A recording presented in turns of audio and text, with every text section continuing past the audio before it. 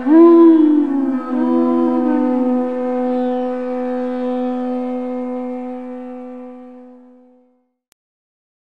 Krishna. Nama Om Vishnu Padaya Krishna Pastaya Bhutale Srimati Bhaktivedanta Swami Niti Namane Namaste Saraswati Devi Gauravani Pracharni Nirvisesa Sanyavari Paschacha Desatani. Hare Krishna. So welcome everyone, and thank you for being here this afternoon. There's a lot of competition going on here at the temple. We have parikrams, we have Madhava Prabhu chanting in Balaram Hall, so I appreciate you're all coming here today. I did some classes for Chennai, ISKCON Chennai last week, and of course they wanted me to speak about Srila Prabhupada, and they gave me a list of topics, like 15 different topics, to choose one of those topics to give my class.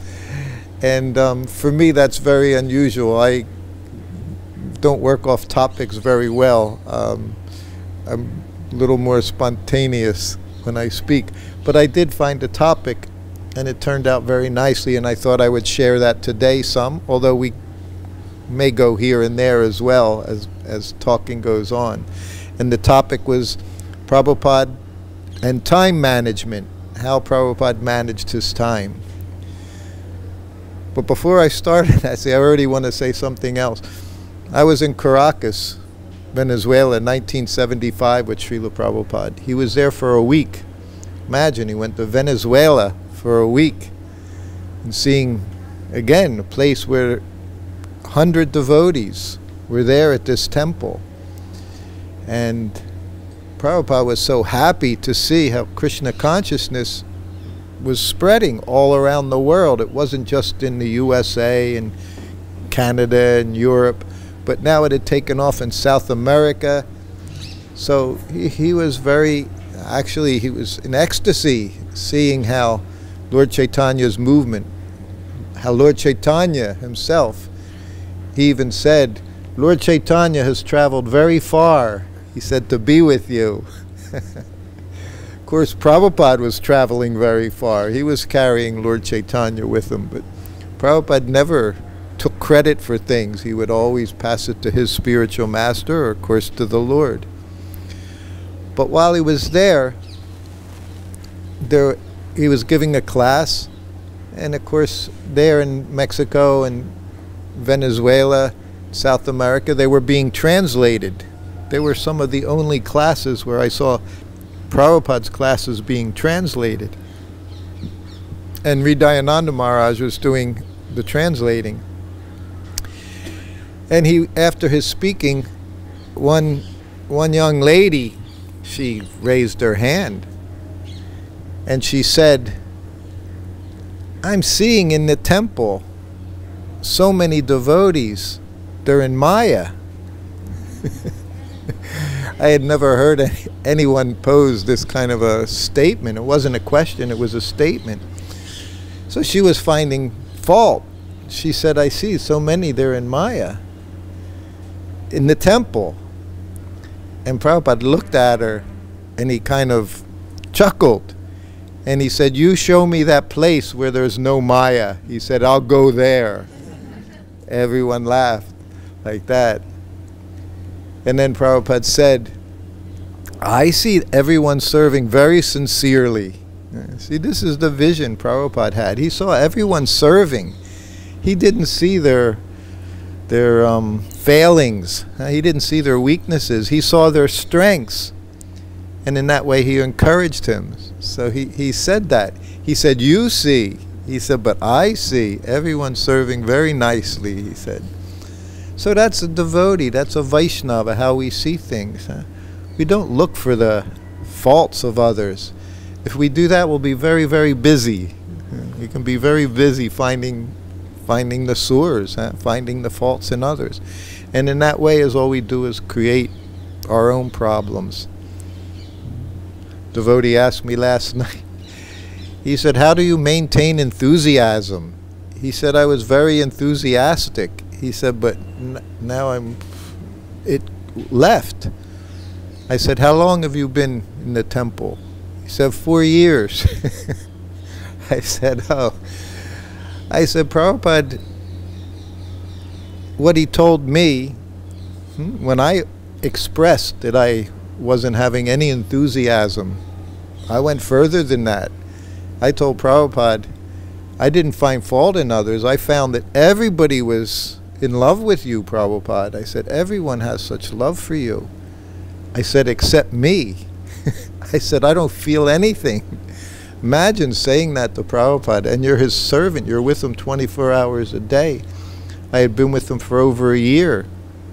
And I said, I don't know what possessed me to even speak like that. When I look back on it, I think, how could I open my mouth and say such a nonsense thing, expose myself?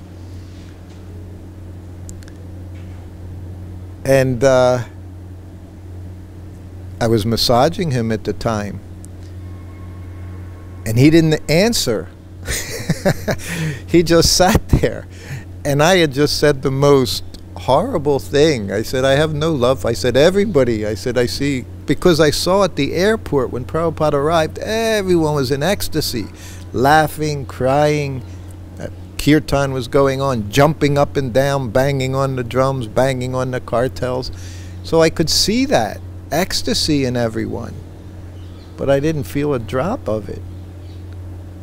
The whole massage went on. Prabhupada never said a word to me. So now I felt even worse. I was already in Maya, but now I was depressed. I thought, gee, I just told Prabhupada I have no feelings for him.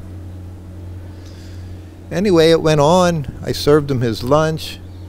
Prabhupada took a nap. Didn't say a word to me. And all I'm thinking is, I've exposed myself. I was always exposed. With Prabhupada, you were always exposed. He always knew everything, his disciples. And when you were in his close company, he certainly understood everything we were doing, everything we were feeling. So then finally, he took a short nap, and then when he got up, he rang his bell. And of course, the modes had already shifted some from that morning, from the early morning. 5 years and 5 hours had passed by. So already I was occupied with my service. I was in a different place. And I went into the room and offered obeisances, as I did every day, dozens of times a day. And I sat up and I looked at him, and he just looked at me. He said, do you like your service? I said, oh yes, Prabhupada. I said, very much. He said, service is love. He said, people can jump up and down. He said, that's very nice. He said, but service is love. And then he said, you just go on doing your service, and everything will be all right. I think of that often as I was talking that devotee last night after 4 years. 4 years, you need 40 years, 50 years. You'll see all the different modes we go through, the modes of nature. Real enthusiasm is just doing your service every day, no matter what happens. That's enthusiasm. That's determination. That's enthusiasm. If we just do things when we're feeling good, many times we're not going to do anything useful. So that I saw with Prabhupada. And I remember when 20 years later, 30 years later, my book came out. And that story was the most popular story amongst my God brothers and God sisters. They would write me, say, thank you so much for saying that. We all go through these. We all have these feelings, doubts. Our faith becomes shaken. But for Prabhupada, and that's what we're talking about, time management. Who else do we know? Acharya, in our recent history. He told us his time management. He wrote about how he managed his time. Bhakti-Vinod Thakur. He put in his writings when he rested, when he did his work, when he did his writing, when he chanted. And you can see it was he had a program. Prabhupada calls it the routine. And he gave us a routine every day. Sometimes it's difficult. Still, after all this time, I get up 3:30 and I think, it's so early in the morning. Couldn't it be 5 o'clock? It would be so much easier to get up at 5 o'clock than 3:30, huh? Because the nighttime can never seem to take rest early enough. There's always things happening, you know. So Prabhupada is what I saw that we did for him. His secretary, his servant, his Sanskrit editor, we facilitated him having a very steady routine wherever he went. That's the first thing. He was always going somewhere. Prabhupada was always traveling. Someone else wrote me just the other day and said, 15 years ago, I spoke in Bombay in the temple, Chowpatty temple. And I said, I was Prabhupada's pujari. I said, that's what personal servant is. Basically, you're a pujari. I said, but your deity is always moving around. You know, he's not situated there and you'll know in the morning where he's going to be. Well, Prabhupada was moving here and there. And if you did do something wrong, he would let you know. Deity also will let you know. If you listen, you have to listen very carefully. But Krishna Balaram, they'll also tell you what's going on. If you do something they don't like, you know, you'll find out. But with Prabhupada, it was easier to find out because he would just chastise you. So why are you doing this? Why this should be like this. This should be like this. So that was very fortunate to have his Prabhupada as a deity. A brahmachari asked Prabhupada, I always want to sit at your lotus feet. And Prabhupada said, that'll be very difficult because I'm always moving around. This was Prabhupada, always spreading the Hare Krishna mantra all around the world. So we'll start in the morning at that time. We'll start around 4 o'clock in the morning, 5 o'clock in the morning with Prabhupada's schedule. So that was, and as his servant, I was getting up early in the morning. I was young at that time, and I was a new devotee. When I became his servant, I was living in a temple for 16 months. So that enthusiasm this boy talked about 4 years on, you know, that's when you realize this is a process.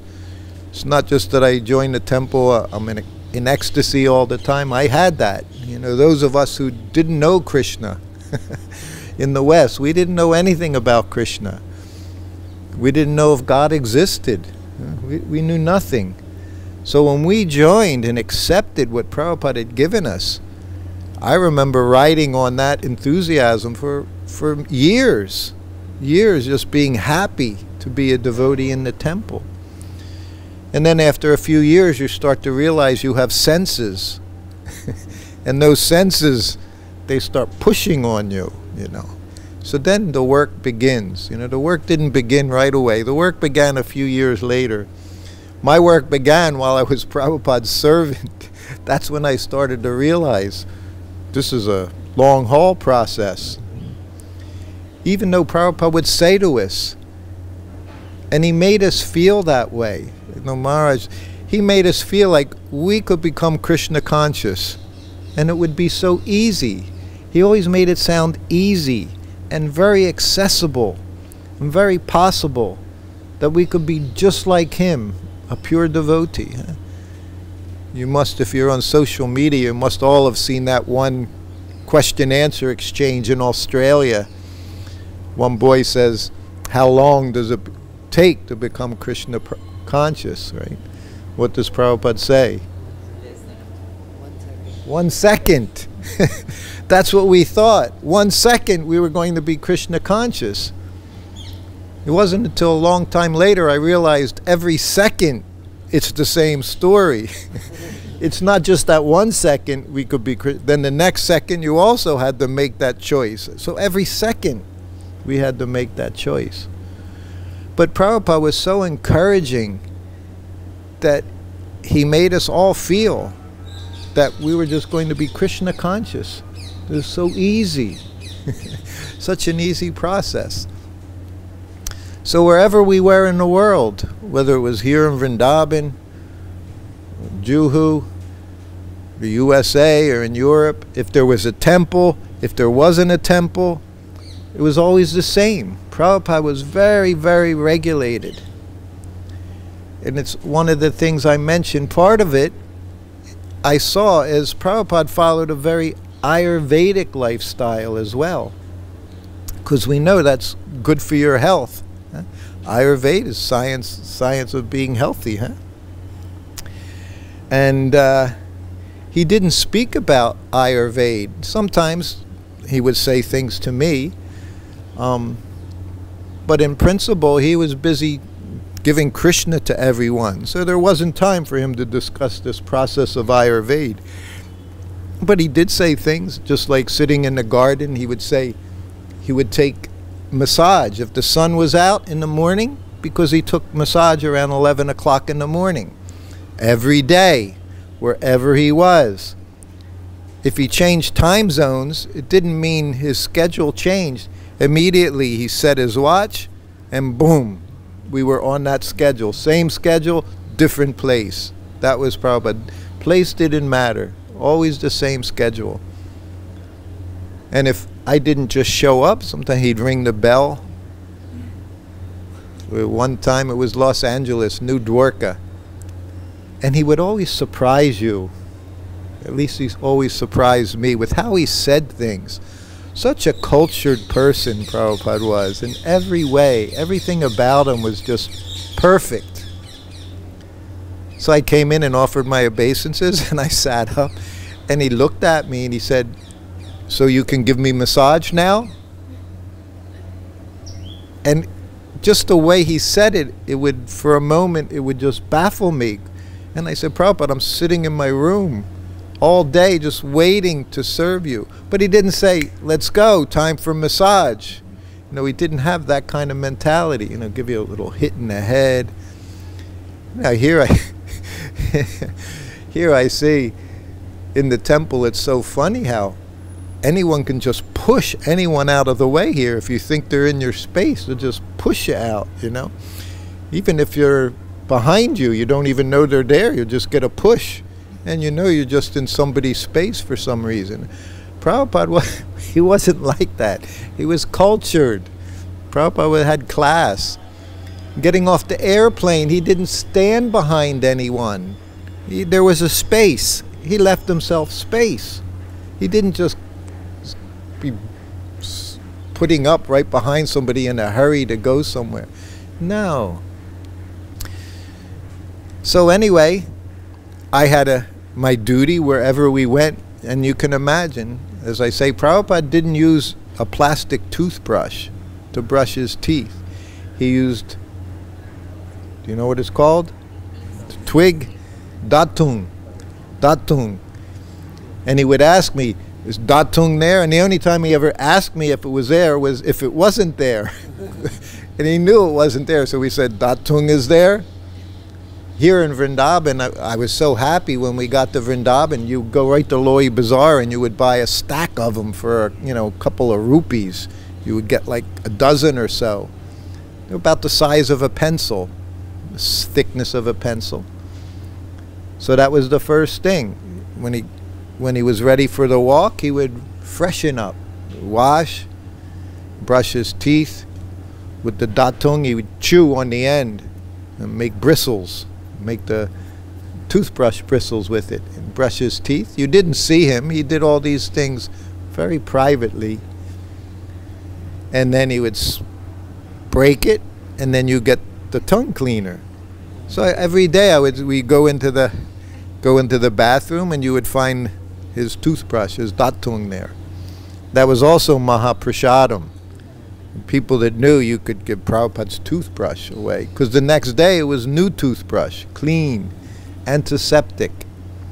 The best, of course, here was neem. You would use neem. You could use mango. Certain trees, branches are fibrous. You know, you need something fibrous. In Australia and other LA, you could find eucalyptus, which is also antiseptic.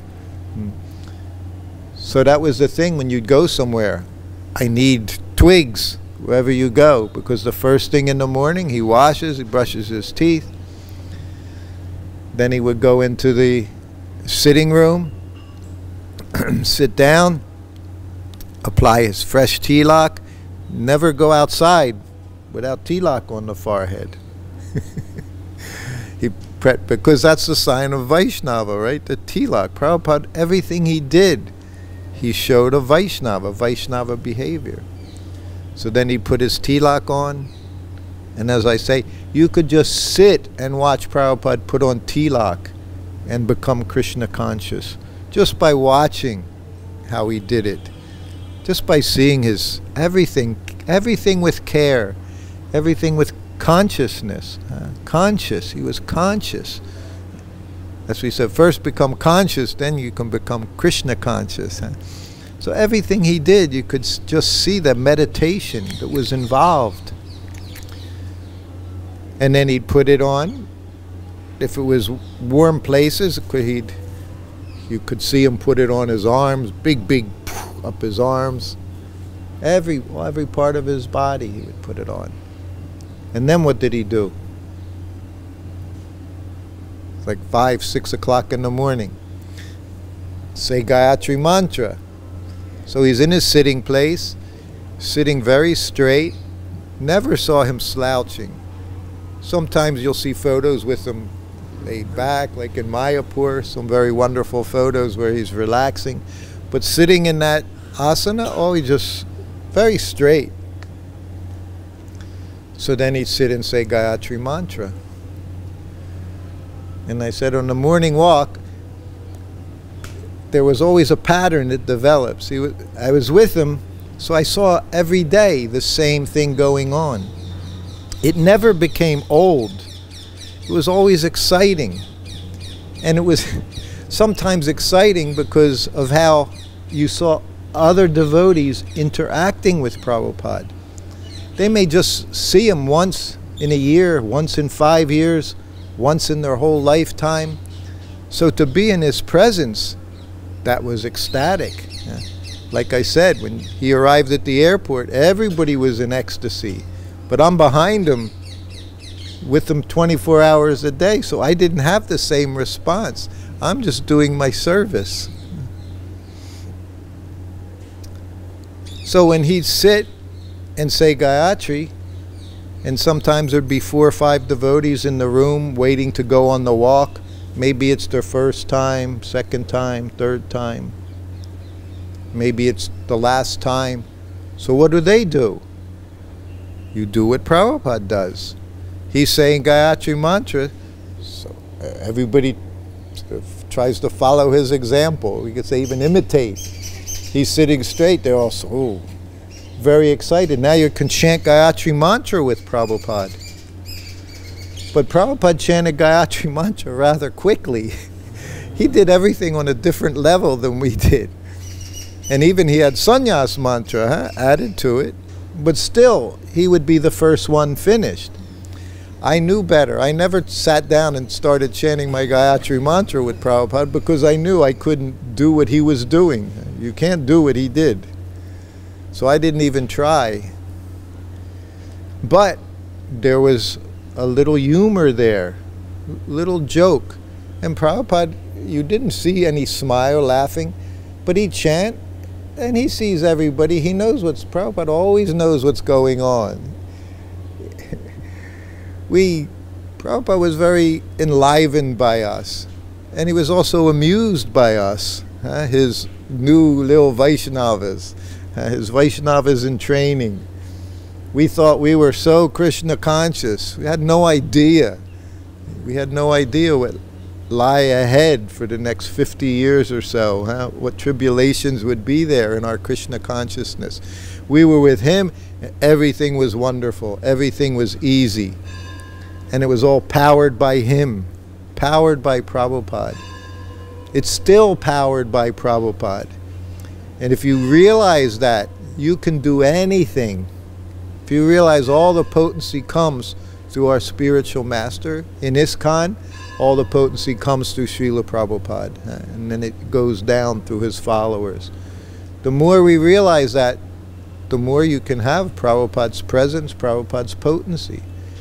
If we think we're doing something ourselves, you'll run out of potency very soon. It won't last. Huh? The potency is Prabhupada. So he's chanting, they're chanting, but as soon as he's finished, what does he do? He doesn't, you know, move things around on his desk, put his pen here, adjust a picture of his spiritual master that was on the desk. No, he gets right up because it's time for the walk. So now what do? You've got a half a dozen devotees with their hands on their threads, and Prabhupada gets up and starts walking out of the room.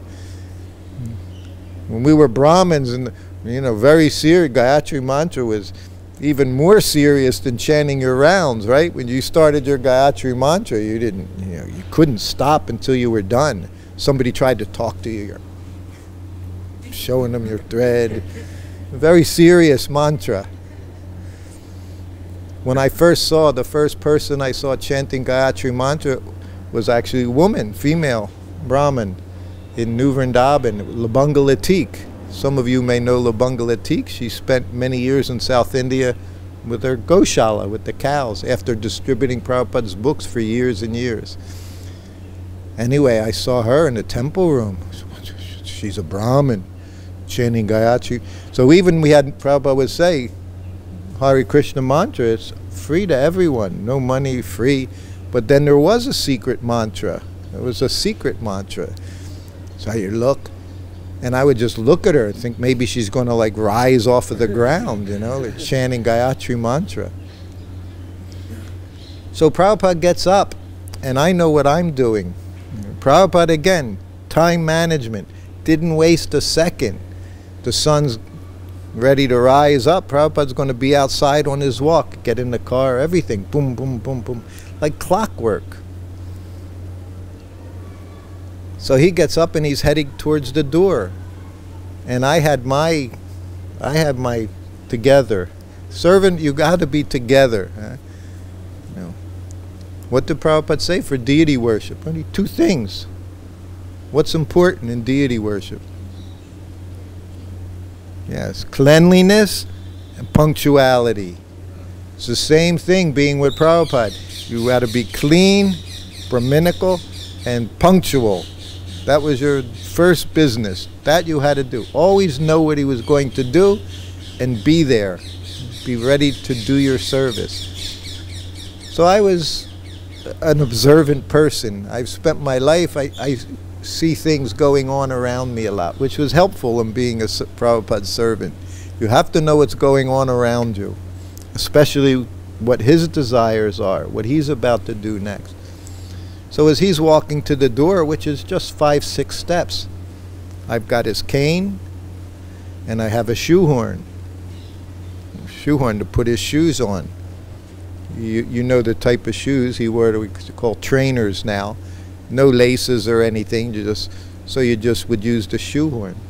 So I traveled with the shoehorn, because that's how important the shoehorn was, to put Prabhupada's lotus feet into those slippers very easily, very quickly. So I'm standing there, and as Prabhupada comes, you hand him the cane. You got both hands engaged. So you're using your left hand and your right hand. Huh? So hand him the cane, and Prabhupada's walking.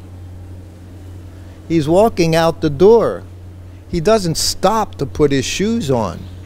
He literally, if you knew what you were doing, and he appreciated these things, he knew. I know Prabhupada knew. And he would put his foot into the one shoe and right in there. 1 second, just in, the shoehorn's there, bam, done. Because I'm kneeling on the floor. And then his next step is forward. Not in the same spot, not one beside the other. He's walking, and you're putting his shoes on while he's walking. So then as he takes his next step, shoehorn, and people are still trying to figure out how to finish their Gayatri and be with Prabhupada on the walk. So he never said anything. He never laughed out loud, but I knew he was amused. He was amused by his disciples. Huh? So that was the beginning, is the morning walk. Get in the car. He never liked to travel too far to go for the walk. 5 minutes, 10 minutes, 15 minutes if you had to. And if there was an ocean, that was very nice to walk on the beach. Of course, Juhu was one of the favorite places. Nice, wide, flat, hard sand, very flat. Prabhupada would walk and walk and walk. We were 1975, so Prabhupada was already 78 years old. I was 24. And many of us that were on the walk were right around that age, a year or two less, a year or two more. And when Prabhupada walked on Juhu, there were like 3 different landmarks where he may turn around. So as you're walking with him, if he passed the first landmark, oh, this is going to be a long walk. And he would walk fast. It wasn't a casual walk, it was a power walk. You know, it was a power walk. Prabhupada, get the blood flowing. Also, this is all Ayurvedic understanding, how to keep healthy, how to keep the body healthy and fit. And then sometimes he'd go to the second, so you're always waiting, when is he going to turn around? Just like if you go on a, you know, if you're not leading the walk and the person's walking, you know, however far they walk, you've got to duplicate it going back. So then he'd go to the second spot. If he didn't turn around, you're like, oh, this is going to be a really long walk. Because we're getting tired. We're 25 years old. He's 78 years old.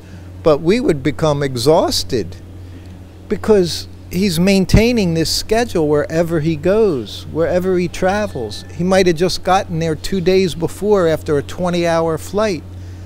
But he's just going on like everything is regular business, you know, just the routine. Prabhupada's just following his routine. I had godbrothers, they didn't go on the morning walk because they found it so much exertion. Or sometimes they would, after his class, they would take a nap. They would be so tired from the walk. But Prabhupada, he'd just walk along. No, after morning walk, it was always the same. Went back to the temple, greet the deities. And that would be the one time where the pujaris, they had to be ready, because the greeting of the deities is when Prabhupada arrived. Not necessarily like here every morning, 7:15, 7:15, 7:15. Well, if he gets in 5 after 7, you have to be ready. And if he gets in 7:30, you have to wait. That's when deity greeting happened. So then Guru Puja, then there was class. Prabhupada generally talked after reciting the verses and all for about a half an hour to 40 minutes. It was never excessively long. He didn't go on long time if you listen to his lectures. He said class should be half an hour, speaking half an hour. That was his prescription, half an hour. And it was also wonderful. Prabhupada, of course, is generally his Sanskrit editor. Just like a class in the morning, the person giving class, he leads the chanting. Well, with Prabhupada, he didn't lead the chanting. It would be Pradyumna, the Sanskrit editor. And Prabhupada chanted along with the rest of us. Prabhupada was, he made it, he was one of us. He would take that position. One of my very favorite, whether you call it a kirtan or Prabhupada chanting, is listening. There's one, whatever you call it now, a CD tape of Prabhupada chanting along with the Govindam prayers in the morning, greeting the deities. And as it gets to the end, you can hear Prabhupada chanting. And he's right by the microphone. It's just so sweet to hear him chanting, because he was a devotee. He wasn't just leading us. He enjoyed doing this. Prabhupada, it was a pleasure going in the temple, seeing the deities. He would sit there, Guru Puja. We know he always played the kartals. Sometimes he played the gong. He had the gong. We would have the gong. You see Prabhupada playing the gong. And then what would he do? He's surrounded by his disciples chanting, and he would just look and go, just to make us jump up and down. Love to see his children chanting and dancing. Love to see him dancing. I remember it was 73, like April of 73, after Prabhupada. He was in India for about 6 months. And one of the last places we went to was Calcutta and Mayapur. So of course, those of you who are familiar, back then, as all we knew with Kirtan was Prabhupada chanting. And Prabhupada chanted very simply. He would chant Hare Krishna mantra. He had 1 melody, 2 melody. That was it. So now you go to Mayapur, we have Bengali Kirtan. And this was the beginning when we became infected with Bengali Kirtan. Huh? Prabhupada would chant in the evening for Artik. It was very slow melody. Kiba Jayo Jaya Gora Chande Haruti Kesoba. And all of a sudden everything got much faster. So of course us very passionate Westerners, Americans, we were very happy to see things sped up. Mridanga, everything sped, speed. Prabhupada was very deep. His kirtan was, everything was so deep and transcendental. And then there was this dancing. We all grew up as well with the Swami step. Prabhupada, whenever you see Prabhupada dance, there's one way he danced. Just back and forth, hands raised, back and forth. If he jumped up and down, which he did, he jumped up and down. But that was it. And he said, this is how we dance. This is how we dance. But Brahmananda, he was one of the original dancers from the very beginning at the park, Tompkins Square Park. When Prabhupada was first there chanting, playing a little bongo drum. First, everybody was just sitting there. Prabhupada was just sitting on the ground, playing the drum, chanting. Again, you can see these videos. And then, gradually, one day there's a few of them you can also see in the video. Brahmananda, I think Achyutananda, dancing. Brahmananda gave a class here once. He said once he started dancing, he figured you're not allowed to stop. It was like, it was a progression, you know. So he said Prabhupada's chanting would go on for an hour or more. So once they started dancing, he said we figured weren't allowed to stop. See, we put all these different, immediately we adjusted things to our own thinking, our own Western thinking. So we kept on dancing. So Brahmananda was a dancer. I also like at Kirtan to dance, play kartals, used to play mridanga. And now we're in Mayapur, and we see these devotees, these Bengali-bodied devotees. And they're dancing, and they're going back and forth, you know, from the Vyasasan towards the altar. So Brahmananda and I, you know. So we start to go back and forth. And Prabhupada smiled. So after Mayapur, it was the end of his trip in India that year. Then he goes back to the West. So we wind up in the world headquarters at that time, New Dwarka, Los Angeles. And of course the temple room's packed with devotees. Hundreds of devotees in a smallish temple room. And Kirtan, of course, Prabhupada is arriving. So Kirtan is wonderful. That was one of the things, there were so many things I didn't realize at the time. Everywhere I was, every day with Prabhupada was a festival, because everyone was in ecstasy. I'm traveling with him, so I see this is normal behavior. Now I see, just like Govardhan Puja, you have a festival, then 2 days later you're like, what happened? There was all this, now it's all gone. You know, and you're feeling kind of down. It was so much fun. What happened to all this fun, you know? But with Prabhupada, it was like that all the time, because they're looking at Prabhupada on the Vyasasana, hearing his classes, seeing him offer obeisances, dandavats before the deities. But that was my life for a short time, for a short period.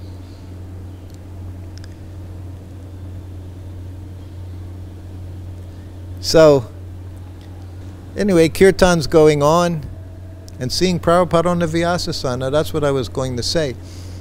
I was never at an airport waiting for Prabhupada to come off of the plane. I never had that experience while Prabhupada was on the planet. I never had that experience. I only had one experience, walking behind him as he was getting off the plane. So it was very different. I had very different experiences. I still, sometimes I realize all these things that were very different. Such good fortune I had. Didn't take enough advantage of it, but I had a lot of good fortune by Prabhupada's mercy. So now we're in Los Angeles, and there were many wonderful kirtan leaders at that time. Some of the artists, Bardaraj, who was responsible for getting these deities that you see before you, going to the mystery who was making the deities, instructing how Prabhupada wanted them, making everything perfect. He was leading kirtan. Parikit, great artist, would lead kirtan. So many wonderful kirtan leaders. And Prabhupada's on the Vyasasana, always, never just sat there, part of the kirtan, not leading, but he was there. He was there with us, like he was one of us. Just another devotee, his humility. We talk about being humble. We have no idea what it is to be humble. When I think of how Prabhupada would sit with us, just like he was one of us. We didn't see that way, but he would see. He was just a Vaishnava. This is a real Vaishnava. So then the kirtan's going on, and of course the temple room was always divided. The deities were in the front, Prabhupada was in the back, right in the middle. On one side was all the men, on the other side was all the women. This was ISKCON temples back in the 70s, in the early 70s at least. Wasn't men in the front, women in the back. We were side by side, and there was an aisle for Prabhupada, so he could see the deities. No one stepped in that. That was hands off. It was like there were lines. No lines were there, but there was a line drawn. So Brahmananda's on one side. I was always on this side. Secretary would be on that side. It always was like that. Don't know why, but that's how it always was. I was always on this side. Everything would be his glasses, his glass case, his cane, drinking cup. So he always worked on this side. Pujari. And Brahmananda was on the other side, and the kirtan is going, and everybody's jumping up and down. And then Brahmananda looked at me. And I looked at him, and he went, "Let's go." And we started going back and forth. And of course, to do it, we kind of had to move people, because everybody's just standing, going back and forth like that. So we're trying to move along, go about 3 steps that way and then 3 steps back this way. So gradually everyone in the temple room responded. Everyone's going back and forth. And this was a new thing. This was new for everyone. So this was like another ecstasy that was developing. And Prabhupada smiled. He's sitting in the Vyasasana playing or banging on the gong. So then that kirtan was over. Then afterwards, one of the other devotees in the party, our Panditji, he went to say, "Prabhupada, is that all right, this dancing they're doing?" Prabhupada said, "Yes, it's all right," he said. It wasn't wild, crazy like we see in some places. I don't see it here in Vrindavan, but some places it looks like you're in a high school gym when you see people doing their different kinds of dancing before the deities. But this was very sweet, very nice. Just ecstasy. So see, we only got to what? We got to 6 in the morning. We have 10 more minutes. We'll continue tomorrow.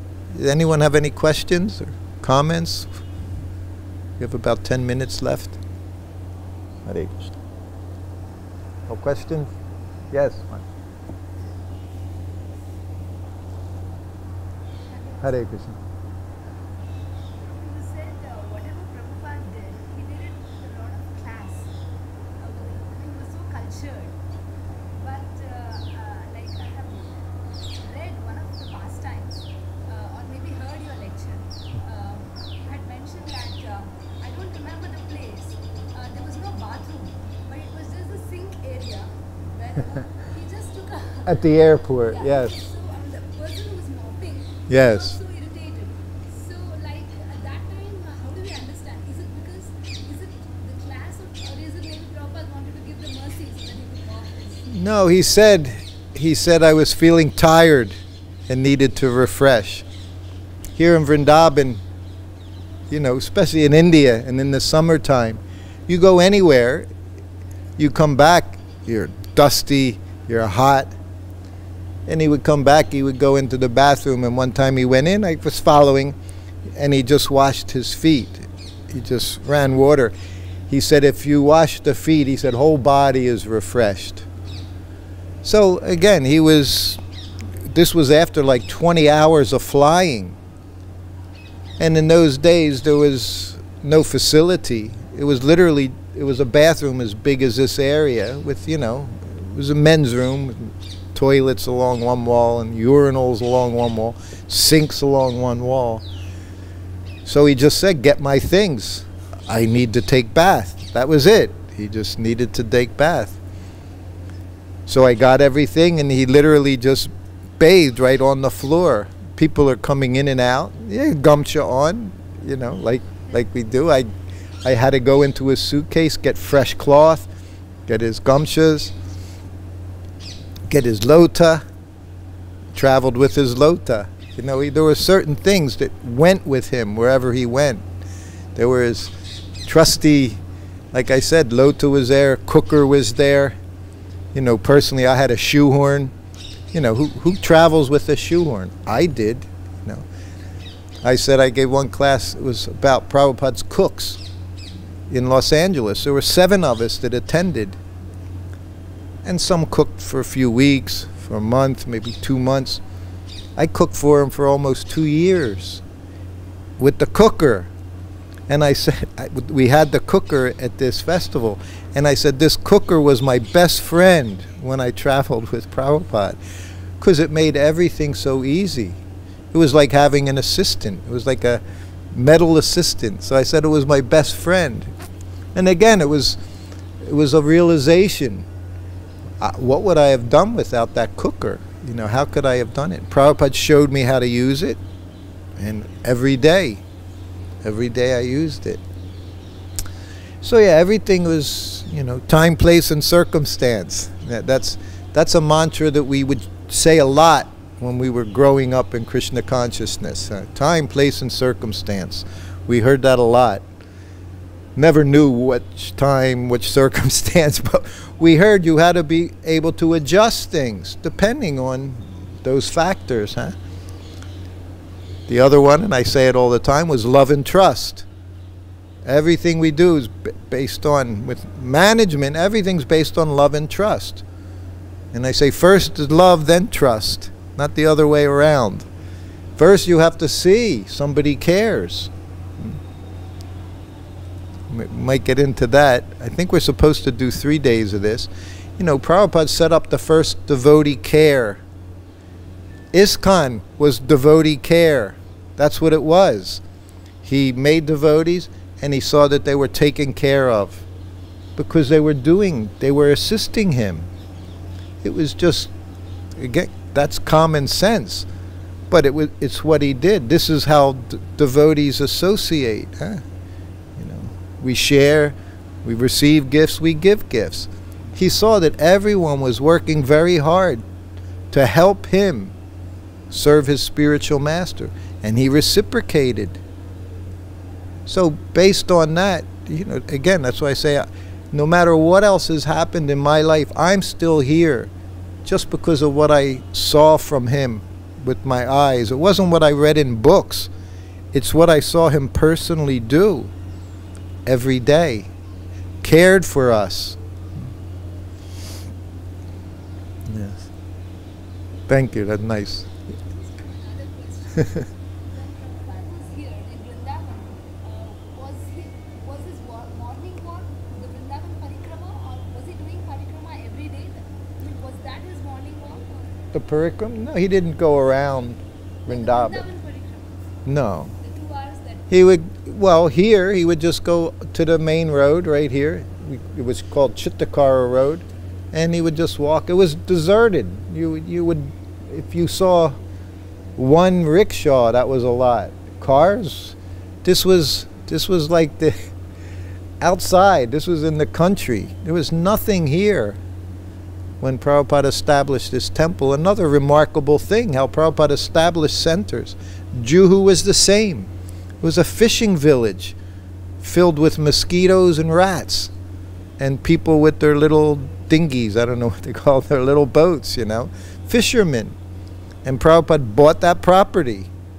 His vision was just, no one had such vision that Prabhupada had, yeah. So we would walk up and down there. When he stayed at Radha Damodar Temple, he would just go right outside the front. I was so young and so unknowledgeable. I didn't know where I was. Even if Prabhupada took rest, I would walk to the front of Radha Damodar Temple and look this way and look that way and be afraid to go out because I didn't know where anything was. Even I wanted to go out and buy rubbery. You know, that was what I wanted. This was my first time seeing rubbery. Been a big walk scraping that. So I had a real attraction for it, but I was afraid to go out. What to speak of, I didn't have any money to buy anything anyway. I didn't even walk to the Jamuna because I didn't know where it was. I didn't know how to navigate. Because all I knew was next to Prabhupada's room. That was it. You know, that was I said I was, you know, it's been difficult. Now, temple's open for 6 months. It was horrible here. Well, it was in Vrindavan, it wasn't horrible, but it was difficult not being able to go to the temple. That was quarantine. But I said I was quarantined all the time when I was with Prabhupada. I just sat in my room. That's what I had to be there all the time. 22 years old. You know? So yes. But yeah, he was so he would just walk out. We would go to the Jamuna, go this way. But I didn't like navigate very well the streets or anything. So I couldn't figure out one place to the next in those days. Yeah. Now I know how to get to the Jamuna. But now I don't go in the Jamuna, you know. Like, put them 3 drops on the head now. Okay, I think Bhagavad-Gita class starts here in a few minutes or something in the library. Let's see. One more question, anyone? Yes. So did you ever have the fear of familiarity?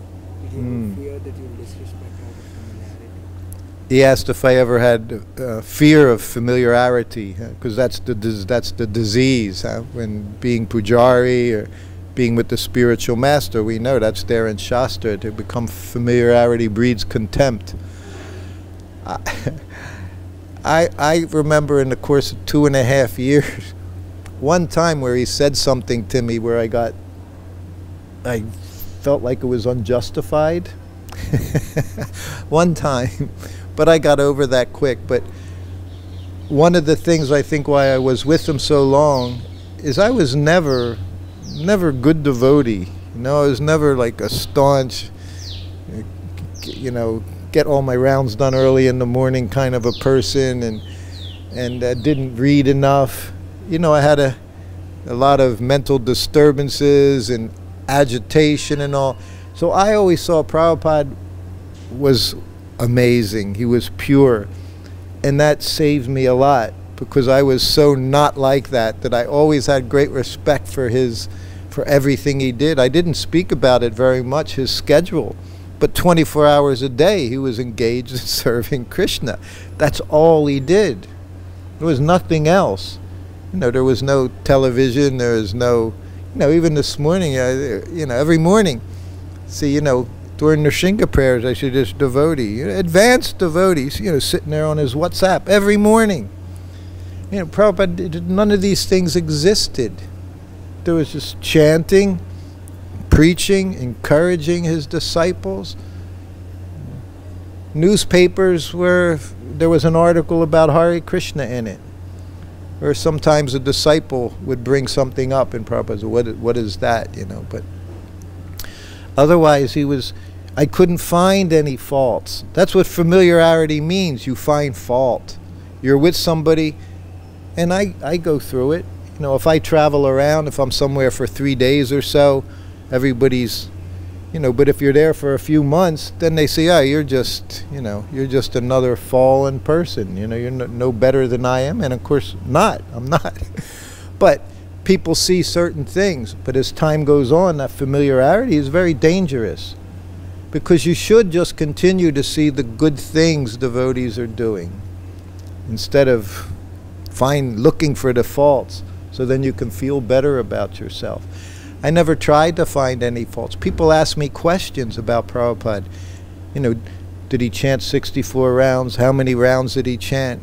I always say, I don't know. I never asked. You know, it didn't matter to me. If I never saw him grab a bead bag, it wouldn't have changed how I felt about him. But as soon as someone asks these questions, it makes me wonder, you know, what's your point? What does it matter how many rounds he chanted? Is it going to change your life? Are you going to follow that example? You know, you went around the world 14 times, made thousands of devotees, put deities, installed deities all around the world, have people chanting.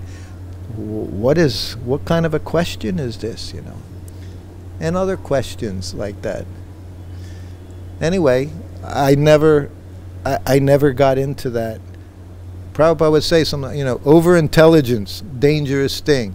I had no intelligence, so I was very safe, you know, very safe. I wasn't very scripturally knowledgeable. His Sanskrit editors, other than Prajumna and maybe one other or so, they would learn their Sanskrit and start to find fault in Prabhupada's translations. This is intelligence. That's what over-intelligence means. You think you're so smart. Better to be a fool, right?